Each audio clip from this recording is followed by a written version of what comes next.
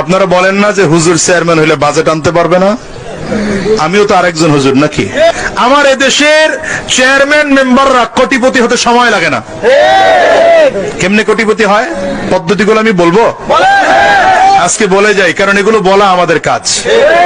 আমরা তো এই দুর্নীতি করি না, দুর্নীতিকে প্রশ্রয় দেই না। আমি আমার জায়গা থেকে ওই কিছুক্ষণ আগে বলে আসছি, আজকেও বলি, যদি আমি চাইতাম এই 1.5 বছরে কমপক্ষে আমার অ্যাকাউন্টে 20 থেকে 30 লাখ টাকা আমার অ্যাকাউন্টে ঢুকাইতে পারতাম, এবং আমার প্রতিজন মেম্বারের অ্যাকাউন্টে 2-4-5 লাখ টাকা ঢুকতো। আমি আমার ছোট্ট ইউনিয়নের ব্যাপারে বলছি, কিন্তু আপনি ওইটার ধারণা দেবেন এখানে 4 গুণ 5 গুণ। সেটা কিভাবে? আমার ইউনিয়নে 1100 আছে রেশন কার্ড, 1100 রেশন কার্ড। আমার কথা বুঝবেন ভালো করে। আমি প্রতি কার্ডের এগেনিস্টে যদি 500 টাকা করে নিই, বিগত দিনে নেওয়া হয়েছে, 500 টাকা করেও যদি নেওয়া হয়, 1100 × 500 কত হয় দেখেন আপনারা? হ্যাঁ, 5.5 লাখ টাকা, প্রায় 1000-এর উপরে আছে টিসিবি কার্ড। প্রতি কার্ডের এগেনিস্টে যদি 1000 টাকা করে নেওয়া হতো, তাহলে এখান থেকে 10 লাখ আসে। এইভাবে ইনকাম আসে। ভিজিডি কার্ড আমার ইউনিয়নে 170টা।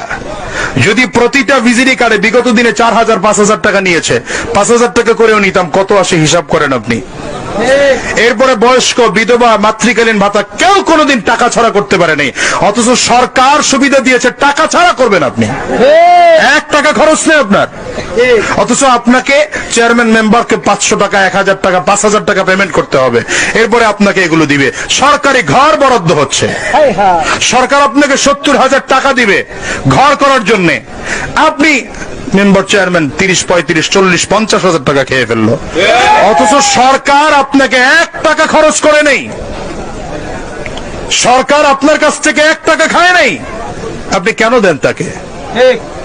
এই দুর্নীতিবাজদের কারণে আমার দেশগুলো ধ্বংস হয়ে যায়। আপনারা বলেন না যে হুজুর চেয়ারম্যান হইলে বাজেট আনতে পারবে না? আমিও তো আরেকজন হুজুর নাকি? ওনার চেয়ে তো পরিচিত হুজুর।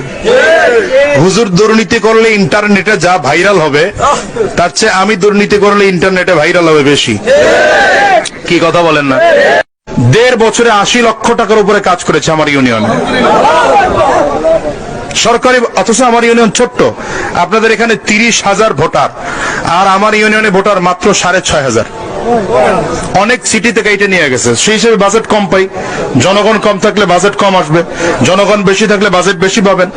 আর এটা ঢাকা বিভাগের মধ্যে আপনারা, সুতরাং বাজেট অনেক বাড়বে।